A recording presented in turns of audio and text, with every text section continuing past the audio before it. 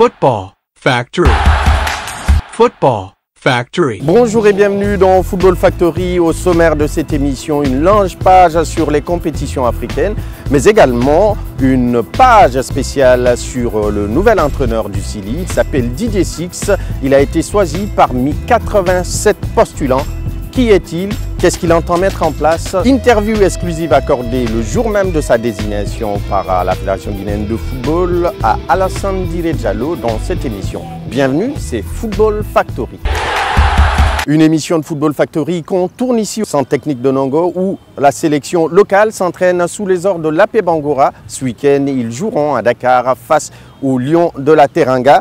Mais avant de parler de cette sélection et des autres informations, retour sur les compétitions interclubs avec la Ligue des Champions en déplacement du côté de Tizi Ouzou. Les champions de Guinée, le Oroya, a été défait 2-0. But de Hamza Banou, auteur d'un doublé, 51e et 66e minute.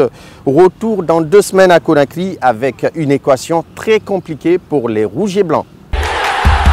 En Coupe de la CAF, le Santobah accroché à domicile par le FC San Pedro. 0 but partout. Match retour dans 2 semaines du côté d'Abidjan avec un avantage psychologique pour les Ivoiriens. Mais tout reste à faire pour les hommes du coach Ismaël qui vont devoir cravacher dur et marquer ce but qui va faire la différence en terre ivoirienne. Ligue 1, dans le cadre de la reprise, LGFB va tenir une réunion cette semaine avec tous les présidents de club, des détails à venir dans nos prochaines éditions pour vous donner plus ample information sur la reprise de ce championnat de Ligue 1 professionnel, ici sur nos pages et nos différents canaux digitaux. Retour sur le Sili national après la débâcle de la Coupe d'Afrique des Nations et le limogeage de Paul Put. Le choix sur 87 postulants a été fait par la fédération et le comité de sélection. Une personne a été désignée, il s'agit de Didier Six. Kamfori Lapé Bangura qui nous a reçu le premier a eu 7,22 sur 10. Après Kamfori Lapé, il y a eu Daniel Brea, de nationalité française, qui a eu 8,18. François Zaoué, qui a eu 5,45. Ça, c'est la première journée. La deuxième journée, nous avons reçu Didier Six. Et la moyenne que Didier Six a obtenue est de 9,27. Raoul, de nationalité espagnole, la double nationalité hispano-suisse. Ce Raoul a obtenu une moyenne de 6,95. Au vu de tout ce qui vient d'être dit et des notes qu'on vient de vous donner, M. Didier Six a été élu entraîneur du Sili national de Guinée. La suite de sa désignation, Alassane Djiré Diallo l'a rencontré pour une grande interview. Il revient sur sa philosophie de jeu, la connaissance du Sili national, ses projets, ses ambitions, son chômage depuis 2015, la pression du public, le groupe Sili. Didier Six s'est confié dans une large interview à notre intervieweur maison, Alassane Djiré Diallo. Bonsoir coach. Bonsoir. Bienvenue dans cet entretien.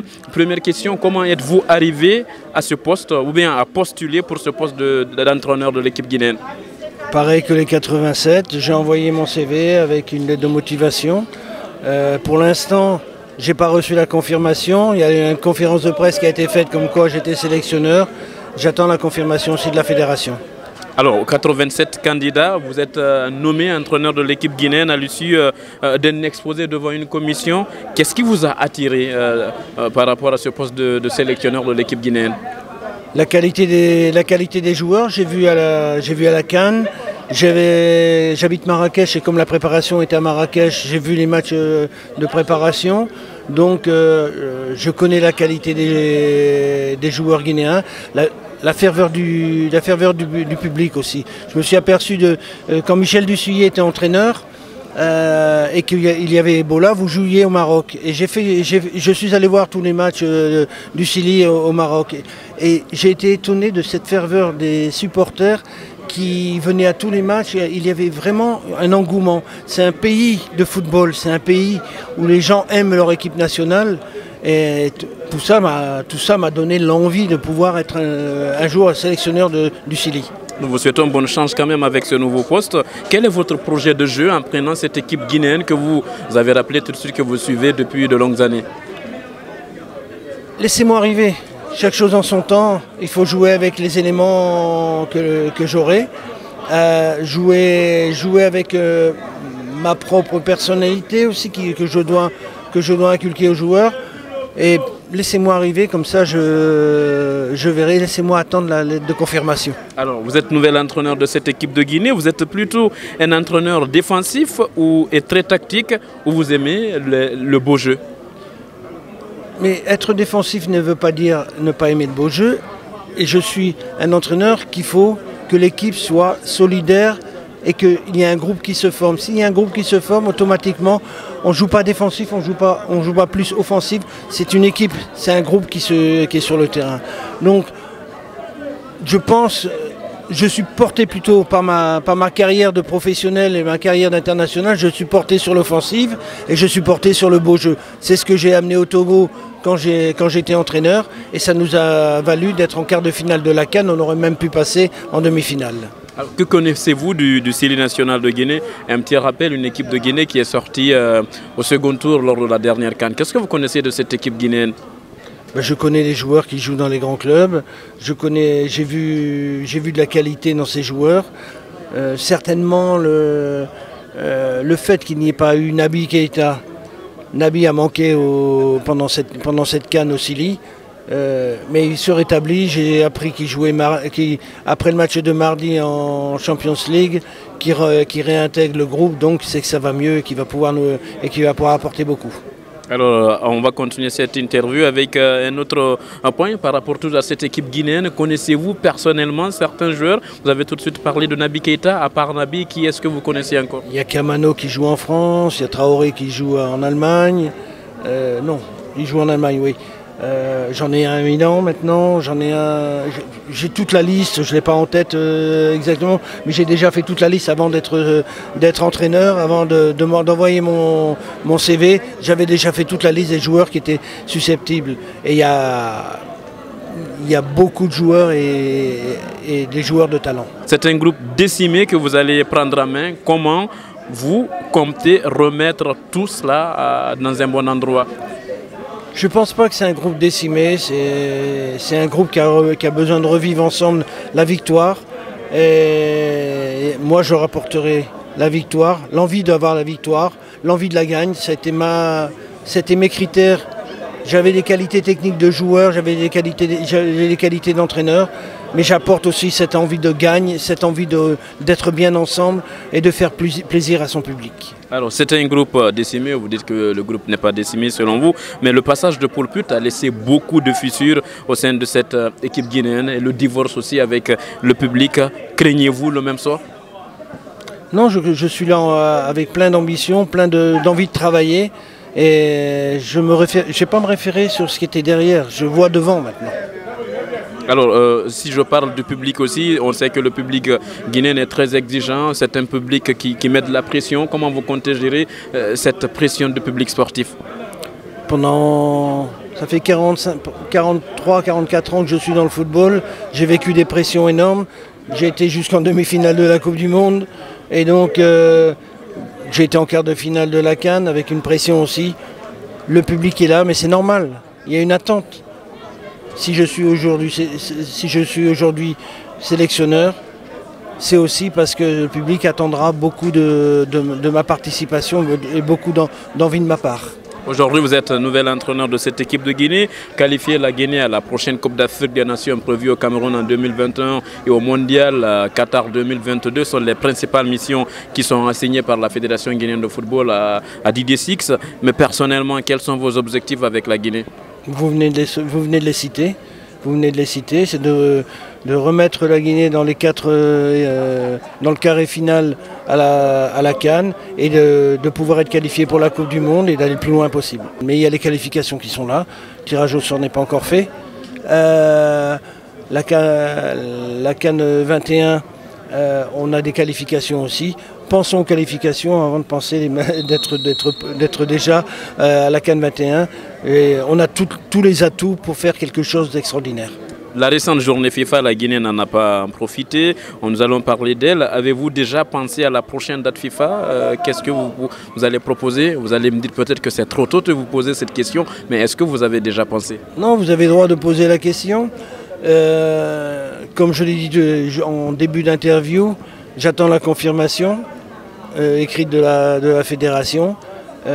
Et suite à ça, je vais me mettre au travail avec la fédération, avec la direction technique nationale pour savoir quelle équipe on pourrait rencontrer au mois d'octobre, parce qu'il y a une journée FIFA au mois d'octobre et on est toujours en attente par rapport à la CAF d'avoir soit la journée CAF pour la CAN 21 au mois de novembre ou si elle est reportée au mois de juin. Alors, quelles seront vos premières décisions à la tête de cette équipe guinéenne? C'est vrai que vous attendez encore cette confirmation du côté de la fédération, mais il y a eu une conférence de presse, votre nom a été annoncé sur 87, sur 17 ensuite. Quelle sera votre première grande décision, votre première démarche? Je pense qu'avec la qualité des joueurs, s'il y a la discipline derrière, ça sera quelque chose d'important. La concentration, l'envie de jouer pour les couleurs du Sili et savoir que quand on vient en équipe nationale, c'est un immense espoir pour chaque joueur. Immense espoir pour chaque joueur. Dans cet entretien, avant de nous quitter, on va parler de vous. Depuis 2015, vous étiez au chômage. Comment l'expliquez-vous? Manque d'un projet vraiment attirant? J'ai été shortlisté 4 fois.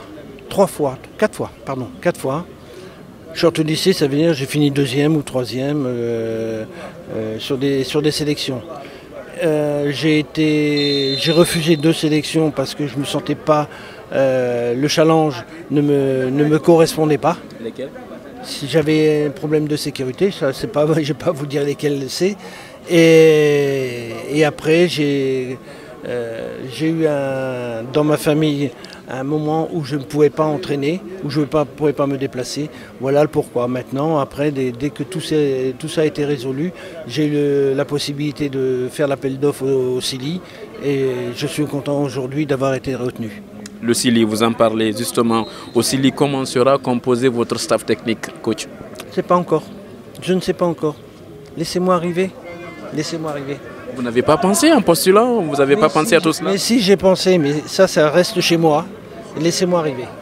Alors un dernier mot avant de vous quitter à l'endroit du public sportif, mais aussi à ces futurs joueurs que vous aurez sur la main dans les prochains mois, on le suppose, un message que vous avez à les lancer? Il n'y a pas beaucoup de messages à lancer, que déjà il y a de la qualité dans le jeu.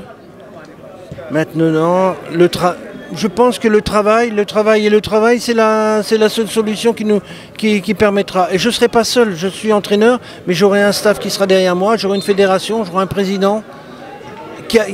Tout le monde attend la même chose. Donc si tout le monde attend la même chose, automatiquement, on va regrouper ses forces pour qu'on arrive au but précité avant.